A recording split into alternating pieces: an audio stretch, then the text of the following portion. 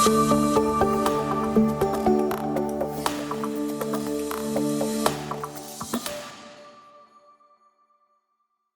días a todos y todas. Comenzamos con la sesión plenaria, el mecanismo del menor valor presente de los ingresos.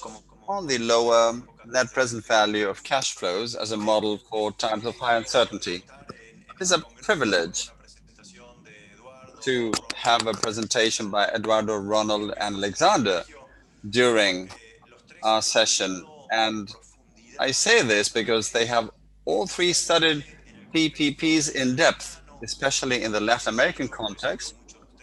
The book, which many of you are certainly familiar with, on the public guide to PPPs, published in 2014, is, in my view, a must for any professional working in or interested in the field of PPPs. I will not read out their resumes. I think most of you will be familiar with them.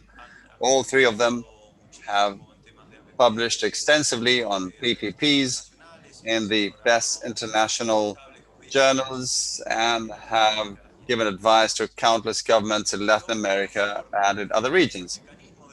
I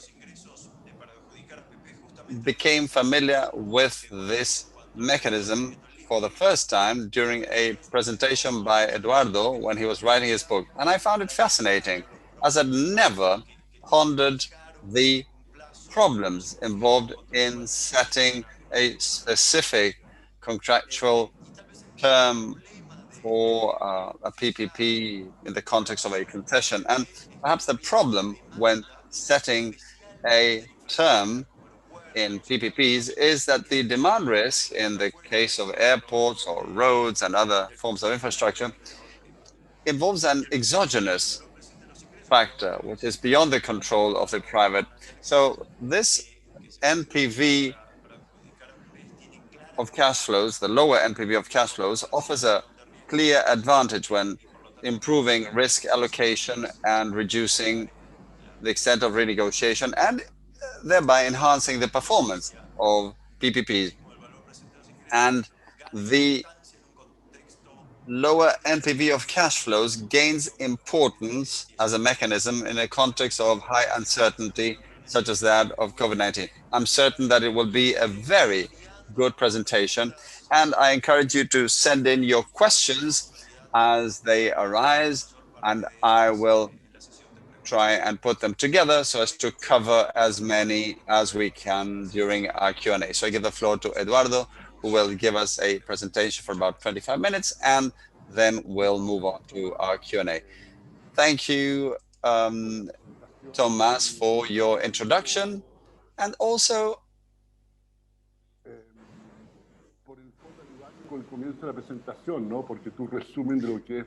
for helping me summarize what the lower NPV is. But I will definitely highlight the novelties here, or the relevance of this in the current context of the pandemic and also going forward. As you mentioned, I worked along with Ronald Fisher and Alexander Galetovic. We've been working on these matters for 5 years. So we'll go straight into the presentation. I hope you can see the full screen now. Yes. So we have 25 minutes,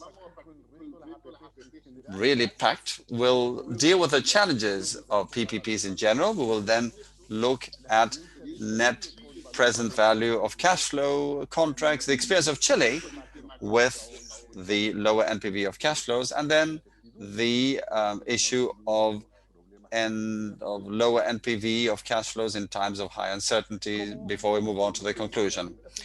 As said in the first presentation this morning, PPPs to a great extent deal with risk allocation. That is the central element that sets apart a good PPP program from a bad one or one that fails. And one key factor is the demand side risk. And we'll be dealing with roads and airports, and there are two components here. First, there are the economic variables. How much does the country grow, the region within the country? What about the demand situation with regard to different forms of transport? All of which is exogenous vis-a-vis the concessionaire. If a country grows at 2 or 6% a year, over 30 years of a concession, differences will be enormous, and this doesn't depend on the concessionaire. So a basic idea is that we must allocate the risks to those who are best placed to bear them according to traditional economics, but this doesn't necessarily work in real life. And then there's the issue of the quality of service. There are things that depend on the concessionaire, but when it comes to the services that can be the subject matter of a contract, that can be supervised and so on, there are challenges. In the case of roads and airports, you can define observable variables in terms of service quality. And there are aspects that do depend on the concessionaire, but the demand side risk shouldn't be allocated to the concessionaire. But in practice, a vast majority of road and airport concessions allocate that demand risk to the concessionaire. Since it's a huge risk, concessionaires put pressure and demand income guarantees in order to be able to make the projects bankable. And when things don't go well, they renegotiate the contracts so as to achieve a financial balance and in order for the project to be profitable. This is not good from the point of view of social welfare. If you oblige a concessionaire to assume a risk that they can't even manage, they will charge a high value because they have to put a premium on that. And secondly, there will be guarantees that will be paid in times when the scenario on the fiscal front will be particularly sensitive or critical, and when resources are especially valuable and hard to come by. And there are also difficulties when it comes to booking all of these contingencies. And having the concessionaire assume a high demand side risk leads to a lot of opportunistic concessions. So it becomes important to be adept at renegotiating contracts, and there's a risk of ending up with an adverse selection process. In other words, instead of attracting the best businesses, the most creative businesses, you end up bringing companies that are very good at hiring powerful law firms that know how to negotiate. So that becomes a key issue when it comes to the competitiveness side of concessions. And finally, something that will come up in the work we'll be publishing in a couple of months, there's also the risk of corruption attached to many concessions. And as if this weren't already enough, another consequence of the poor allocation of risk is the fact that you can end up with white elephants.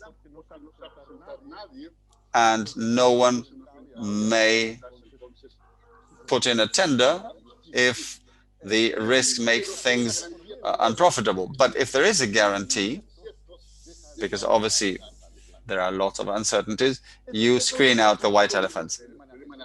So those are some of the long-standing challenges related to PPPs, which we mentioned even 2 years ago. But there are some new elements to highlight after a year of pandemic. First of all, there's the very high uncertainty on the demand side. Even though there is a clear immunization process going on, we don't really know when the pandemic will end. Will it be 6 months, a year, 2 years? There is a lot of very high uncertainty, and in the short and medium term, we will see structural changes in demand for roads and airports. How many of these virtual meetings will continue in the future? What will happen to all the travel to work and from work that we were used to in the past. So concessionaires who will take part in a tender for a road or airport will have major incentives not to assume many risks in order to avoid adverse impact on the business. And coming out of the pandemic, of course, countries that had fiscal space spent their resources, Chile, Paraguay, and others. But those who had no fiscal space now have even less. So fiscal resources will be even more scarce than in normal times. So public supply will not be very attractive. You know, accounting rules account things in a way that does not appeal to many investors. And obviously, ministers of finance will not be too happy to offer minimum income guarantees to attract PPPs, which is something that will be needed. So the natural question that arises is whether there might be a better mechanism to allocate the demand side risk in concessions. And this is where the lower NPV of cash flows comes into the picture. Here, the government sets the discount rate, which may be variable, but this is decided by the authority. Companies compete for the net present value of the income, the cash flows they will receive during the concession for tolls, regardless of how long it will take. So the one who wins is the one who offers the lowest NPV of cash flows, and the concession will continue until the successful awardee collects the agreed amount. Let's assume a project with a cost of 600 units, $600 million, and two demand scenarios. With a high demand, it's 100 every year, the income, and with low demand, only 50. This would be the evolution for the first 12 years. 100 for high demand, 50 for low demand. The average expected value is 75. Let's see what happens with a fixed term. If I set a fixed term, I need to recover my investment. Let's assume that the benefit is 0. We will need 8 years then, because the average value is 75 times 8, that is 600. So if demand is high, we'll have 800 in income.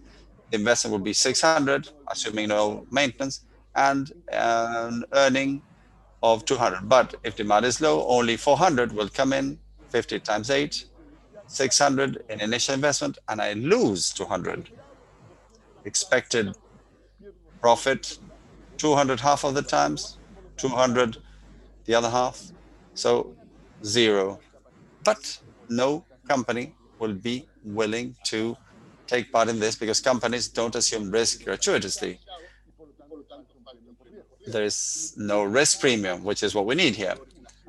And I've added it here in blue, 2 more years.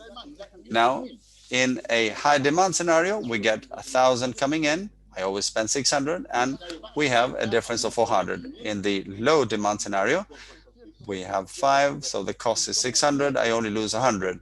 On average, then, I lose 150, which is the difference between these factors. So that is the risk premium. So for the concessionaire, this is 0. This is normal return.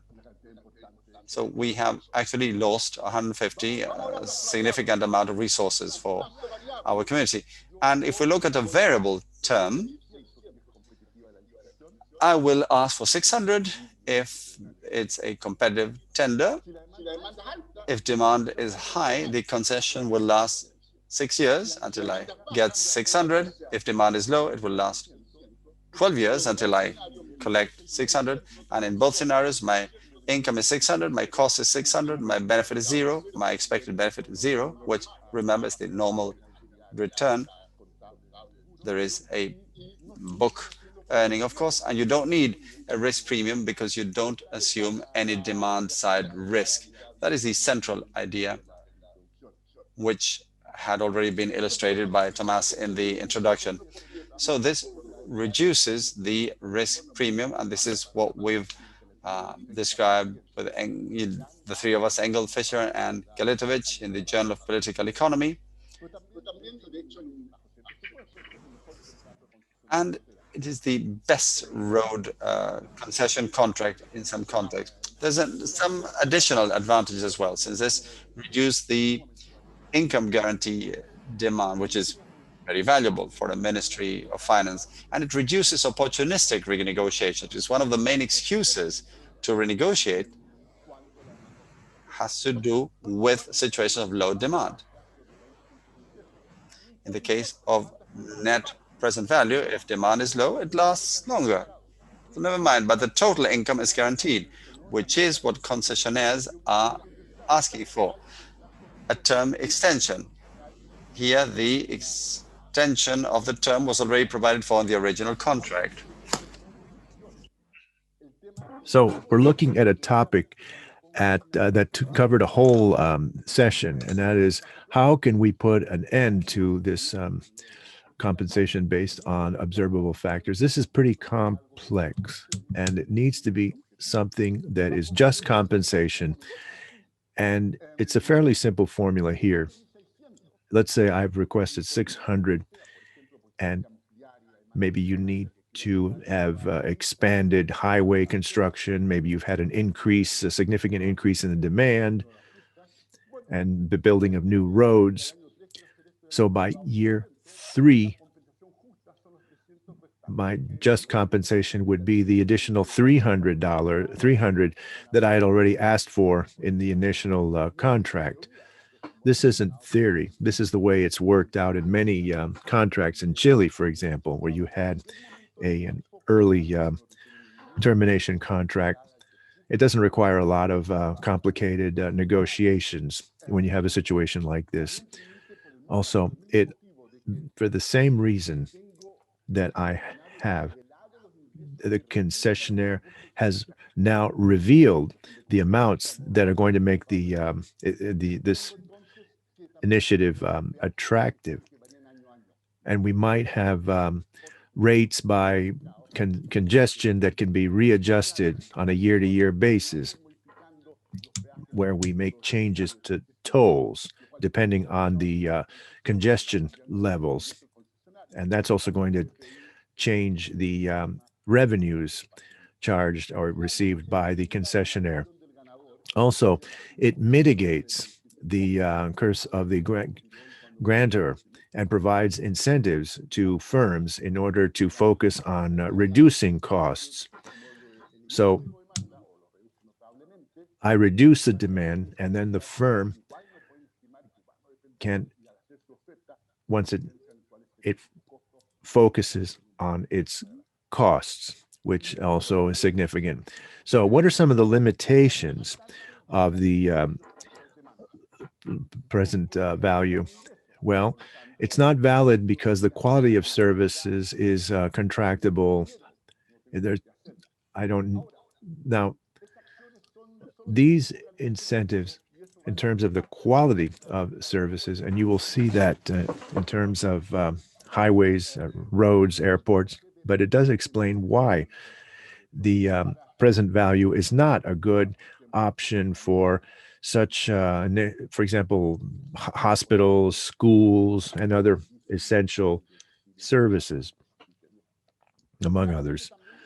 Also, another limitation has to do with major institutional requirements. With BPI, the regulators, the state has to be able to, for example, account for the number of, for the revenues that are coming in, how many trips, how many people are using these highways and tolls. And over a 30-year time frame, for example, avoid any sort of deceptions. Now, in the case of airports, there's a slight difference in terms of BPI. You have the risks of exogenous demands, which is a key element in terms of advantages of BPI. But in the case of airports, although it's true that the demand for airport services is exogenous, but revenues that are not related to air services, such as, for example, the shopping malls that some airports have, or restaurants. In Panama, for example, you have several. And you have, for example, creative concessionaires. In this case, in the case of airports, what we have seen is that you have the VPIs in the case of bidding should be only focused from air rights and air related revenues, but not hotels, restaurants, etc. Therefore, in a recent paper from 2018, we discussed the conditions. There are several scenarios where VPIs are optimum. Now, in terms of the financing, one of the key criticisms against the least present value is that the terms are variable and hinder adequate funding or financing. And then the conceptual response, the revenue flows, for example, from concessions, are both going to be the same under fixed terms as well as present value indices, because essentially is that you have the load demand, which includes an automatic extension in terms of the terms in order to pay the bond holders. And from a financial perspective, that is an essential. That's the theory, but in practice, at least in Chile, it's when we look at, for example, this is the first variable term contract. This was the Queen Elizabeth II bridge in Dartford crossing over the River Thames. There's been experiences of variable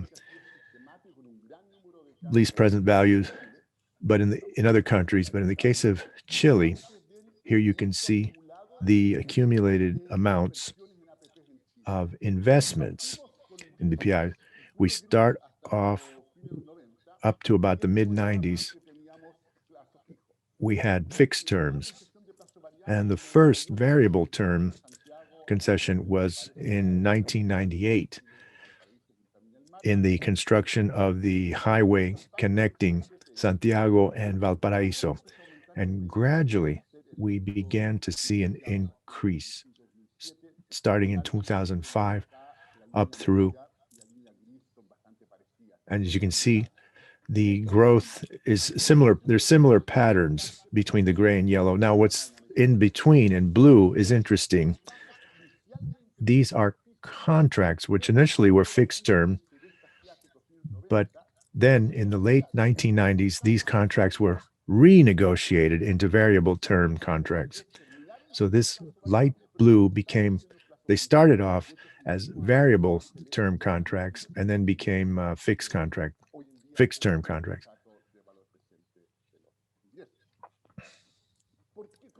So how is this financed? As we just to let everyone know here at the IDB, first of all, in the 1995 legislation that was able to provide a possibility for accessing these flows for the project. Also, this legislation also allowed for classifying risks as a loan that depends on the cash flow risks. When we looked at, for example, automatic extension of the terms. Now, we know that the financing is very difficult during construction because the financial sources sometimes will change. So during construction, these are after 2017, 2018, which is most relevant. we went with, for example, we had not just banks, but also insurance companies and private funds. So now pension funds were not allowed at that time because of legislation, but they were allowed to enter during operations in that part of the financial flow. Then you also have the prepaid risks. I'm going to prepay the loan. And it would almost seem something contrary to the PPI. Nevertheless, when we head a project, when you have a discretional prepayment where the creditor, and this happens when you get a mortgage, for example, on your home, the banks don't like us prepaying them, the final mortgage payment. So this is determined by the demand. And it was more quickly paid than envisioned. So secondly, when I prepay, when I want to reach that goal quicker, the rates are usually not that low. It doesn't happen in times of low rates. Now, in practice, that's in theory, but in practice in Chile, the concessions basically have the prepay option, and you can pay the maximum between the current rate and the contract rate. If you take the current rate as the original, a variable rate, and we recommend this as the best option. Now here we have data looking at fixed term versus variable term, and we looked at the road construction projects, 20 projects, 15 projects that were variable, and we can't compare those long-term contracts, but we're looking at the construction and then the first 8 years of operations. We're not going to compare apples to oranges. So the 32% of fixed term contracts were renegotiated as opposed to 3.6% of variable rates. And then we have during the first 8 years of operation, 25% were renegotiated as opposed to 2.5. And so almost we see, again, a majority. There's no cause and effect here, but finally, what we're looking at today, which is a very unique challenge faced in this pandemic, we have determined what the theory had already stated. In Chile, most of the pressures for renegotiating concession contracts were basically the contracts related to the Nuevo Pudahuel airport in Chile, in Santiago, in 2015. And this was a fixed term. And then the government, again, gave that concession. Now, there's a regret at having pressured to get a fixed term, and now they want to switch to a variable term. Now, according to market analysts, this was the amount that was asked, which was less than the second best bid. And there's a doubt whether the winning bidder, the lowest bidder, really was realistic. Now, the government, and in fact, the 2010 reform on concessions is very clear in limiting the invoking those circumstances where the government would take over in terms of risk. So airport concessions in variable rates have not created or not had any major challenges. So in other words, specifically in terms of the difference between the variable and fixed rate, there were some moments where the demands dropped precipitously, in the use of these services, but in the variable term contract, basically you extend the time frame and it doesn't have necessarily a major impact. Now, what do you do with the current contracts that are negotiated in transitioning from a fixed to a variable term? The documents that we have shared with the IDB shows exactly how you can do this objectively. Now, and how to determine the advantages of the variable, all right? And there, especially when you haven't had bidding based on VPI originally. Now, with regards to the sources of uncertainty, we have ones that I already mentioned, the how long the pandemic will last and the direct economic impact of the project. And also the advantages in this context is it doesn't assign demand risk to the concessionaire, and it doesn't require revenue guarantees. In the experience that we had with concessionaires in Chile, after 2 years, they were reluctant. And even in the pandemic situation, we've had a great deal of economic uncertainty, and concessionaires have been the major dispensers of VPI because of business uncertainties. So then the question, before we move on to questions, and to respond to the questions is VPI that good? If it's so good, why isn't it used more frequently?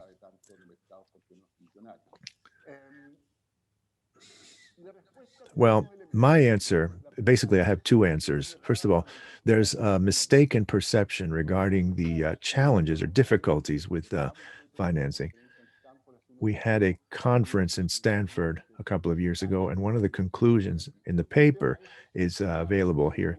So there was a mistaken perception about the difficulties. And when we looked at the Chilean experience, we worked with an expert who participated with insurers in the Chilean experience, and we prepared a paper showing exactly the scenario there. And we learned many lessons from that experience.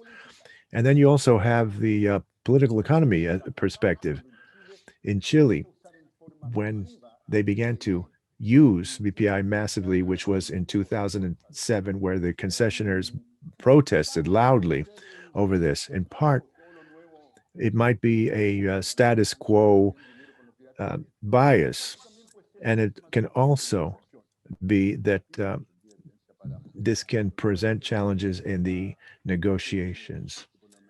This another hypothesis that is reasonable. So the ministries are very sensitive to what the concessionaires' their concerns are, and they're not going to promote bidding mechanisms that the concessionaires find unattractive. Now in Chile, in public works, they didn't want VPI. Others, well, there was a time where we needed to, at least in Chile at that time, Santiago, Valparaiso, we had the highway built there, but there was a problem that there was already another highway that needed to be built over the next 10 to 15 years that would take some of that demand away. So they had to ensure that the highway would generate a great deal of demand throughout that highway. So they included with VPI that there would be a clause that would provide the necessary compensation and revenues. And it wasn't necessary. And actually, the highway was very, very profitable. And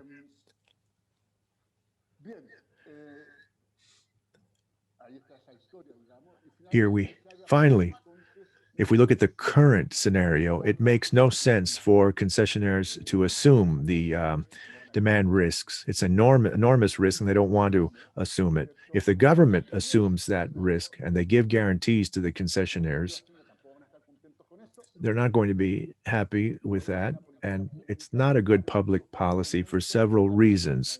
And then the final question is this the right time for a mass use of this mechanism? And with that question, the revenue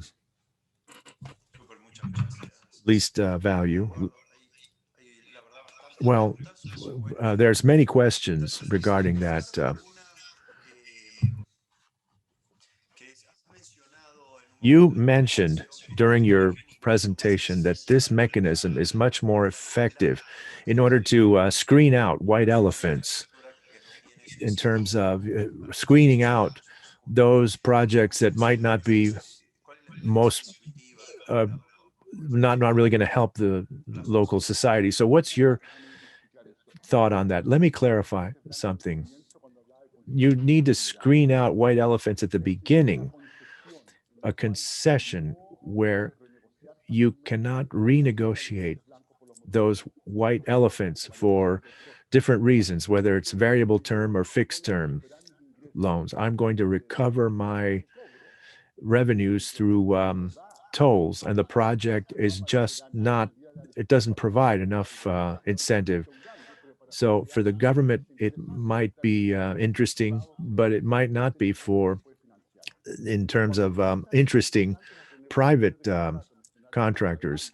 So when you have low demand, that screen disappears because the concessionaire, if things go well, he'll make a profit, and if things don't go well, he can renegotiate the contract and make a profit anyway.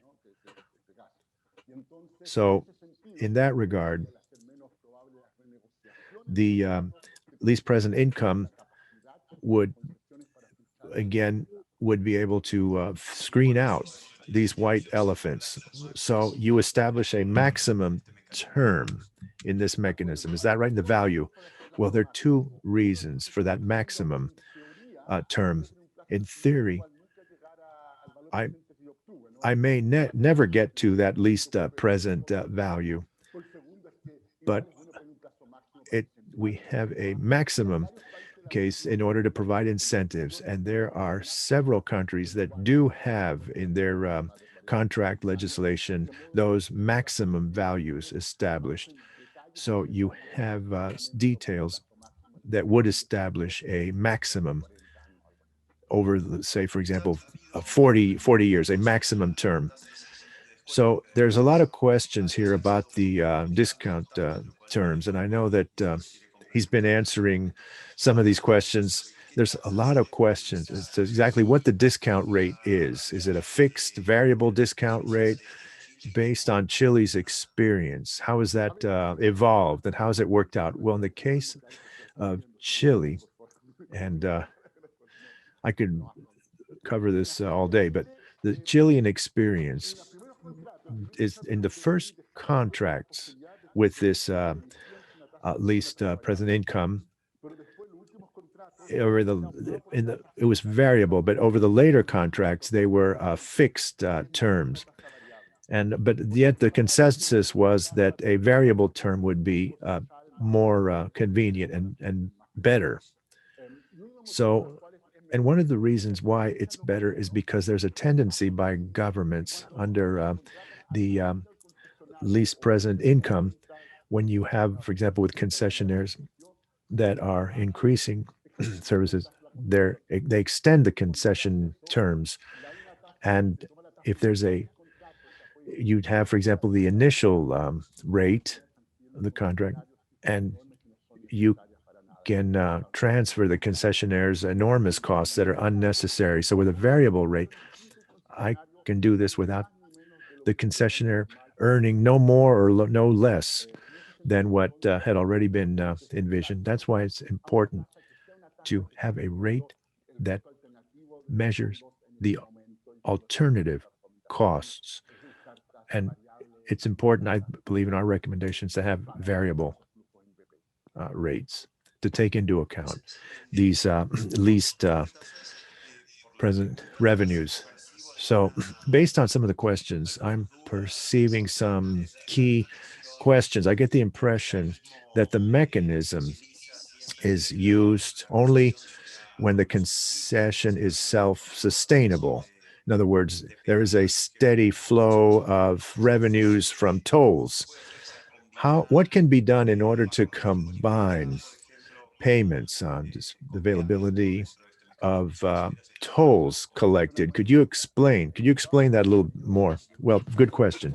In 2014, we saw a general case of a project that wasn't self-financed. As I presented here, the least present revenue is obviously going to take into account that there's self-financing. When it's not self-financed, for example, a roadway, it might not, in situations where I don't want to charge the users, it's going to be a contract based on availability. But in the case of highways with subsidies, then you have an extension of the least present revenue, where you have a combination of two variables. In other words, the least present value and the guarantee for present value. I will give you a ceiling as well as a minimum for the present value. So with those kinds of contracts, you have the best of both worlds. You have the advantages of the demand risks, and then at the same time, you also take into account that the concessionaires are subsidized. So when you work with public, these funds, you have additional costs where you have bureaucracy involved, and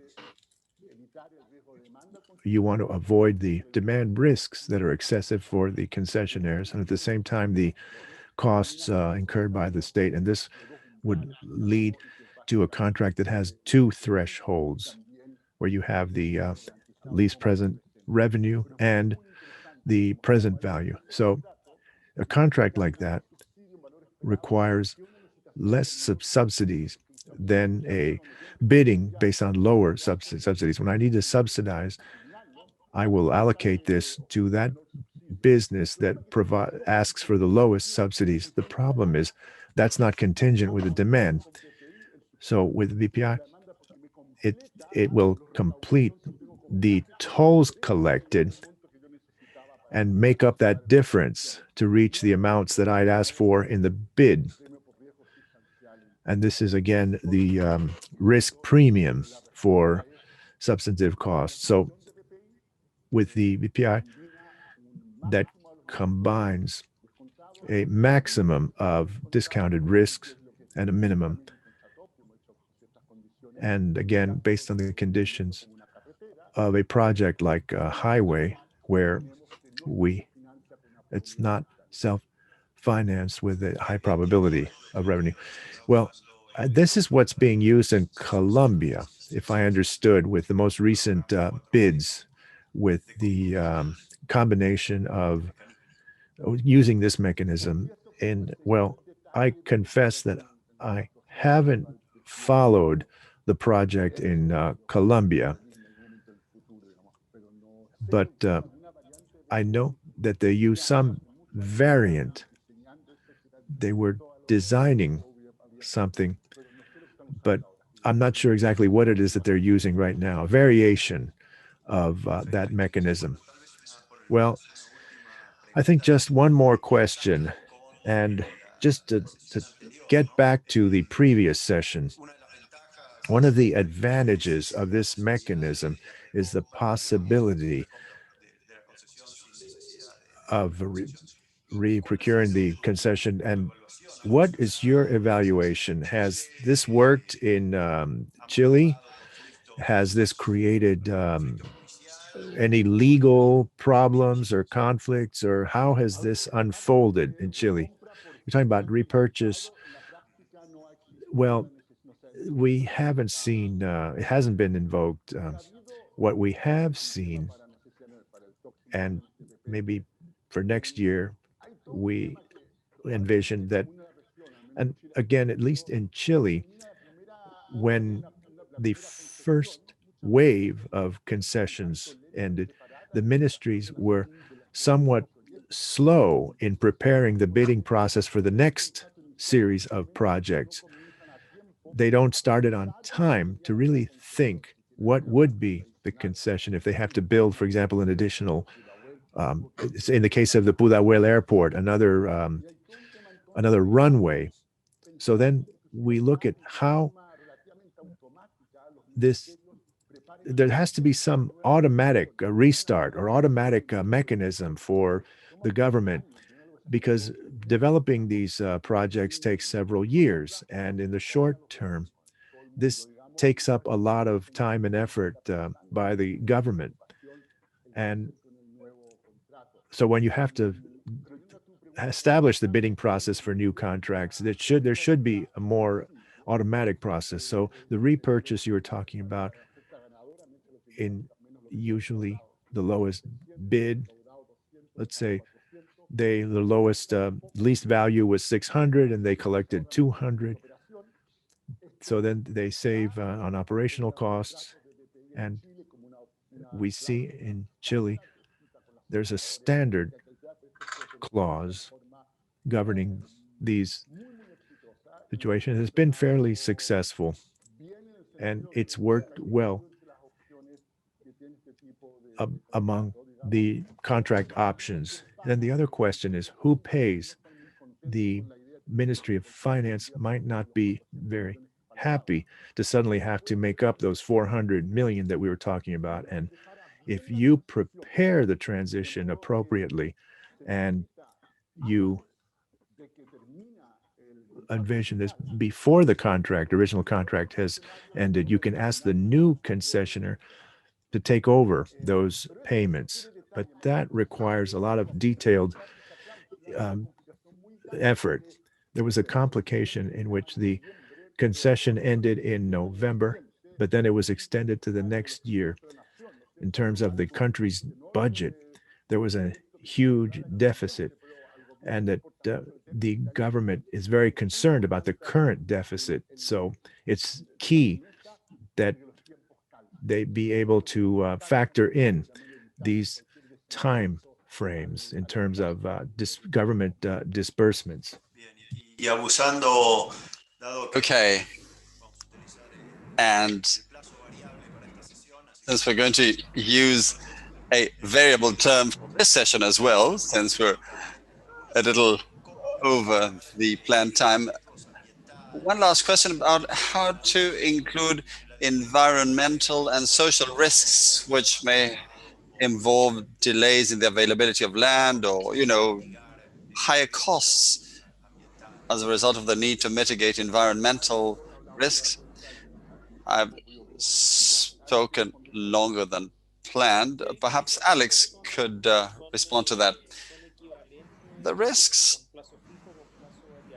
are equivalent, both for fixed and variable term. Perhaps the difference is one could do this in a more swift way.